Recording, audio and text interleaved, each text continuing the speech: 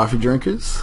This is Mike C. coming at you from sunny, tropical Halifax, Nova Scotia. And I'm here to talk to you today about something we all know and love, is coffee. So the history of coffee. What did it do for us? How did we change coffee, and how did coffee change our history? So, to answer this story, let's go to where it all began. Now, I think we have all heard a bit of this legend. Coffee is actually from the highlands of Ethiopia. Now, this is confirmed by legend as well as by science. This is the area with the highest concentration of Coffea species. So, Coffea arabica is what we're going to discuss today, not to be confused with Coffea robusta. Coffea robusta is the West African version of coffee. It's got a bit of a higher caffeine content, but a more bitter taste and flavor. It's stronger, it's rougher, it's thicker. So it's not what you're going to get at your typical Starbucks. The web has varying, metrics on the amount of Arabica versus Robusta in the world today, but it's safe to say most of the coffee that we're consuming here in the quote-unquote West is Arabica. So, legend has it that in these very hills, a goat herder was tending his flock one fine day and noticed that after eating a certain kind of bean off the branch, his goats would start to behave erratically, crazy, jumping around, full of life and energy, and guess what? Turned out to be the coffee bean. So, from there in the highlands, coffee really took off and is, even today, a very strong and important part of Ethiopian society. Even taking the leaves and consuming the leaves in a tea is a popular thing to do with guests. So, where did coffee go from here? Well, let's find out. The first recorded instance of coffee in history books is a quick leap away, 30 miles across the Red Sea to Mocha, Yemen, where we get the term mocha, which we're all somewhat familiar with. Now, Mocha, like I said, is only 30 miles from Djibouti, which is bordering Ethiopia, so this is very close to the motherland of coffee, the homeland.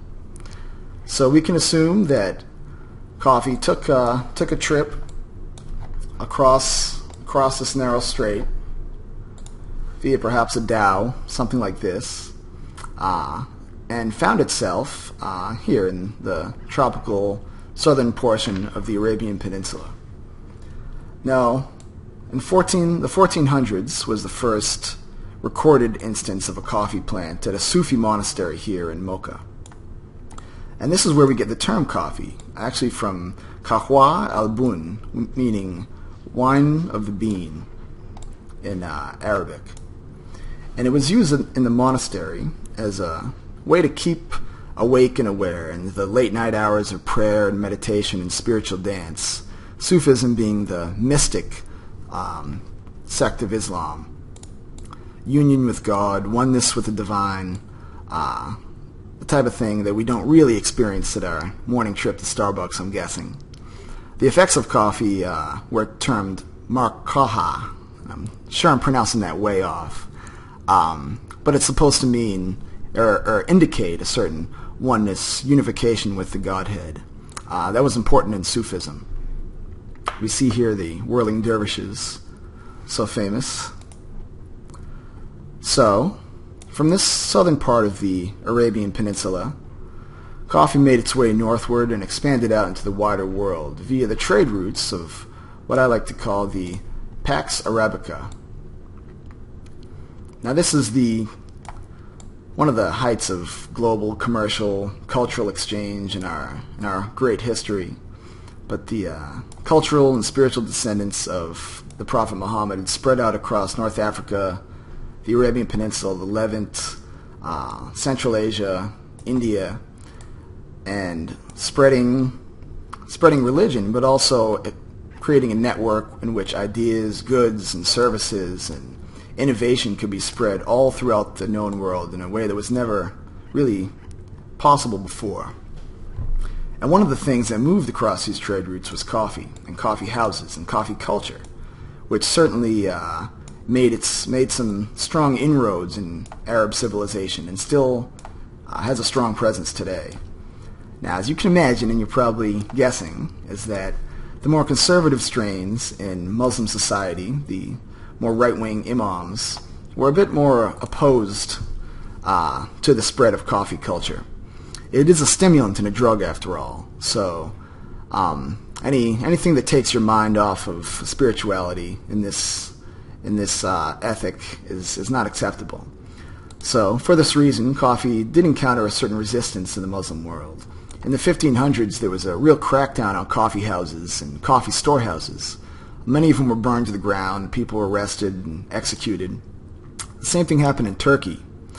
But, despite this, coffee and coffee culture really has stuck in Arab civilization. And Saudi culture and Egyptians and people in Levant and Syria, Lebanon, Palestine really take pride in their coffee. Most Lebanese you'll meet will take their coffee with a certain amount of pride. So, from here, coffee made its way into Europe through a city that you may have heard of, known as Venice, Italy. Now, in Venice, coffee was also viewed with quite a bit of suspicion, mostly because these Europeans viewed coffee as a real strength of the Islamic world, and representing the Islamic Mohammedan civilization. And even today, a lot of Europeans view Middle Eastern culture with a sideways glance. The same was true back then. However, coffee did make a lot of inroads with the elite, with the intelligentsia, the commercial class, and whatnot. Although it did encounter resistance from the Catholic Church, it was seen as an alternative to wine and devilish, quote unquote. Now, we think of coffee as a way to sober up and the kind of alternative to wine, and this is similar to what the old school Europeans would have thought. Fortunately for all of us coffee drinkers, Pope Clement VIII decided to legalize it in the year 1600. And beyond that, into the 1700s, coffee really took off in Europe and really spread far and wide through Austria, Germany, France, and I think possibly most interestingly, England. Now, in England, we see a real flourishing. The British took to coffee with a real passion that you don't see in most other places. But almost on every street corner, they say, in London during the 1700s, there was a different coffee house. These coffee houses became hotbeds of political talk and intellectual discussion and science and the arts and spirituality and pretty much everything you could imagine. There's even a theory that this is one of the kickoffs of the European Enlightenment, the British Enlightenment, and later on down the road, the Industrial Revolution. Coffee replaced wine as the drink of choice when intellectuals gather. And I'm not sure what it's like with your friends, but when you get together and the alcohol is flowing, you get a bit of a less serious vibe than when the caffeine is flowing. So this happened on a large social scale in England at the time, and the results are what they are. One of the spawns of this time period, and I think this is really incredible, is Lloyd's of London, the famous underwriters. Basically, during this time period, sailors and captains and people of the ocean would come in, sit down at these coffee houses to relax and chat about what was happening on the high seas. And in Lloyd's coffee house, underwriters would come in, sit down, and listen in on these conversations and use this information as data in making their decisions and how to ensure oceanic voyages and oceanic trade at the time. And this resulted in Lloyd's of London. Lloyd's does not sit in the same place that it did in the past, but it is one of these great old school British institutions. I thought that was a cool historical tidbit. So also, just as important to the development of coffee in society and societies being influenced by coffee is Amsterdam, a place where you'd never expect to find drugs, but believe it or not, Amsterdam was the place in Europe that saw the first arrival of a living, breathing coffee plant on the European continent. Now, the Dutch East India Company had been dealing in coffee long before this. They'd been taking coffee plants and cuttings and planting them in their colonies in the Spice Islands. Now, in 1706, the first successful transplant was brought from Java, where we get the term Java, the Spice Island, to Amsterdam and planted in the Amsterdam Botanical Gardens. And it grew and thrived, and several of these cuttings from this plant were sent to elite royalty throughout Europe at the time. One of these cuttings managed to make their way to the royal gardens in Paris, the gardens of Louis XIV. Not the poorest European of the time, certainly. But it was here, at these royal gardens in 1720, that a French naval officer named Mathieu Gabriel Decleux took notice of these plants and suggested that they be brought to the Caribbean for cultivation. Louis XIV was not interested in this, though, and he shot down the idea.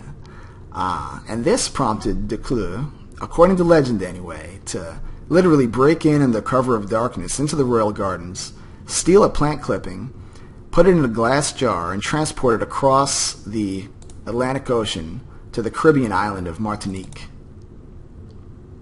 Now, this was one of the original cuttings from the Amsterdam plant, or the descendant of that plant. Decleux brought this cutting to Martinique, where he planted it in the ground, and sure enough, in this tropical, moist environment, the plant thrived and did very well. And this plant would literally go on to populate the entire island of Martinique with coffee plantations, to the chagrin of the native population and to the slaves who were brought over from Africa, and all these historical atrocities can be, we can thank Decleux for that.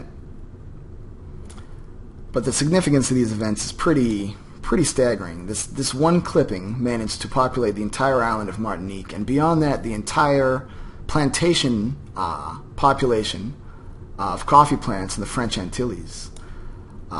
Gabriel Decleux went on to become the governor of the French Antilles later on.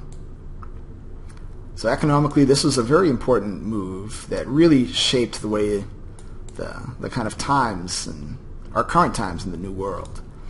And it's here that I'm gonna pause. We passed the 12-minute mark, and coffee's made the jump to the New World.